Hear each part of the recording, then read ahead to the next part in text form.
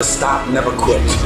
Never allow anyone to talk you out. तेरी कोई औकात नहीं है, तू कुछ नहीं कर सकता, लोगों ने कहा और आपने मान लिया। यही आपकी सबसे बड़ी गलती है। बस एक बात याद रखना, तुझसे तो ना हो पाएगा। तू अपनी औकात से ज्यादा बड़े सपने देख रहा है। जितनी चादर हो पैर उतने ही पसारने चाहिए। जब ये लाइनें आप लोग अपने आसपास वालों से सुनते हो, स्पेशली अपने रिश्तेदारों से और अपने घर वालों से सुनते हो ना, तो हमारी हिम्मत डाउन होने लगती। हमको अपने आप पे एक सेल्फ डाउट आने लगता है। हम ये सोच में पड़ जाते हैं कि मैं किसी लायक भी हूं क्या।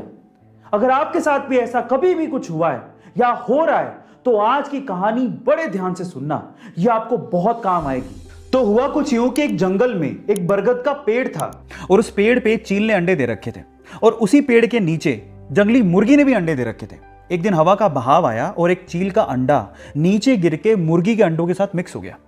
अब समय बीता, अंडे फूटे, वो चील का बच्चा भी बाहर आया, पर वो तो मुर्गी के अंडों के साथ था। अब वो ये सोचते हुए बड़ा हुआ कि वो तो मुर्गी है।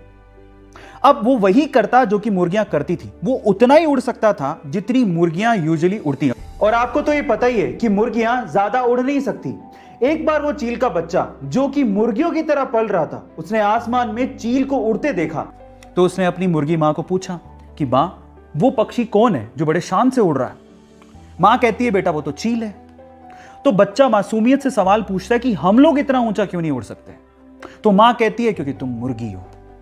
और ये सोच के कि वो मुर्गी है, सेल्फ डाउट में कभी उसने ट्राई भी नहीं किया ऊंचा उड़ने का और सिर्फ मुर्गी बन के वो जीता रहा और एक दिन मर गया। अब इस कहानी का क्या मोरल है? क्या इसका मतलब निकलता है, क्या आप जानते हैं? इस कहानी का मोरल यह निकलता है कि लोगों ने आपसे कहा कि तू नहीं उड़ सकता, तेरी कोई औकात नहीं है, तू कुछ नहीं कर सकता, लोगों ने कहा और आपने मान लिया।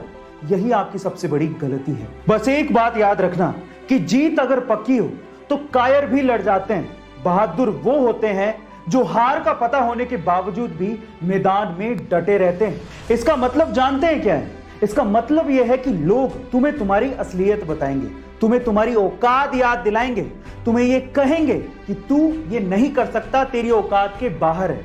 उनकी बातें सुन के ना तुम्हें खुद को सेल्फ डाउट आने लगेगा कि तुम्हारी हार निश्चित है, तुम ये नहीं कर पाओगे। उसके बावजूद भी, उनकी बातों को सुनने के बाद भी अगर तुम अपने सपनों को ना छोड़ो और उसके लिए लड़ो और उसको पूरा करने के लिए अपनी जी जान लगा दोगे ना, तो इंसान तो क्या, भगवान भी तुम्हें तुम्हारे सपनों को पूरा करने से रोक नहीं पाएगा।